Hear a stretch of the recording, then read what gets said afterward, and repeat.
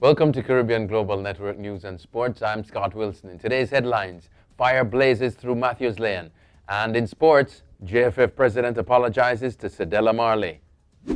Vendors in the Market District in downtown Kingston reportedly lost their livelihood in a fire which started early yesterday morning. The fire, which took 45 firefighters more than 7 hours to extinguish, destroyed a number of stalls on Matthews Lane, a few steps away from the Redemption Market that was also destroyed by fire on June 11, 2017. M&M Hannah Sales Company Limited Textile Wholesale was destroyed by the blaze as well. A firefighter who was injured during the operation was taken to a hospital where he was treated and later released. Acting Senior Deputy Superintendent Horace Thomas, officer in charge of operations for the Kingston and St. Andrew Division at the Jamaica Fire Brigade, told the Jamaica Observer that firefighters from Trenchtown and York Park fire stations responded to a call at 2:58 a.m. that a building and stalls were on fire. However, their colleagues at Stony Hill, Port Royal and Halfway Tree fire stations had to be called in when the first team got to the location and saw the magnitude of the blaze. St. Lucians affected by new security rules in Canada. New restrictions on foreign workers in the seasonal farm work program could be threatening the livelihood of several Caribbean countries, including St. Lucia.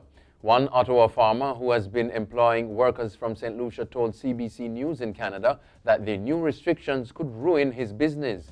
For the past 25 years, Andy Terrods of Acorn Creek Garden Farm in Carp has relied on the seasonal agricultural work program to bring pickers and planters from St. Lucia.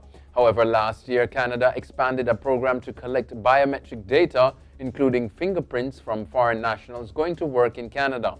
On December 31, 2018, applicants from Asia, Asia Pacific, and the Americas were added to the list of foreign workers who must provide the data. So the new planting season has seen the new rule being implemented. By the end of April, Terod said he normally has 3 workers from St. Lucia helping him. But with no one in St. Lucia accredited to collect the official photographs and fingerprints now needed to come to Canada, the men each had to pay about 400 Canadian dollars to fly to Trinidad to have the biometric data collected there. And in sports, JFF president apologizes to Cedella Marley.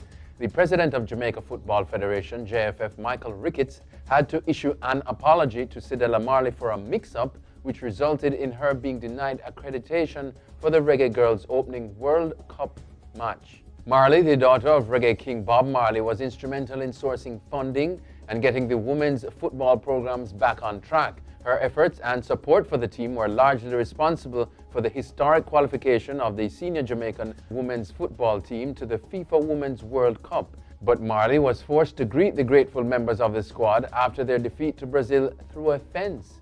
Ricketts, in his defense, said the matter was muddled due to miscommunication between the two parties. He said JFF did not know that Marley was even at the game. Rain aborts South Africa-West Indies match. The Cricket World Cup matchup between the West Indies and South Africa never materialized as rain forced the match to be abandoned. South Africa took on West Indies in Southampton, but it was rain that prevailed, with the match being abandoned at 4:15 p.m., nearly 6 hours after rain had first arrived.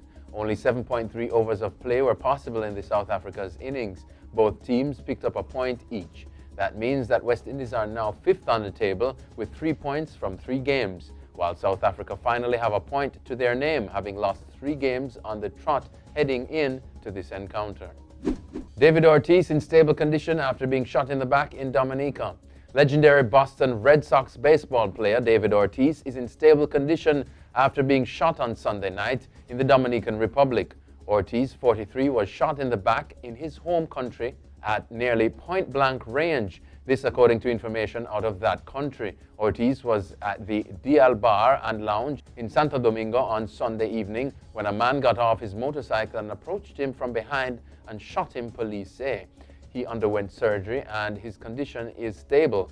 It is not clear whether Ortiz was targeted. Ortiz retired from baseball in 2016. That's it for your CGN News and Sports. I'm Scott Wilson. Pleasant viewing.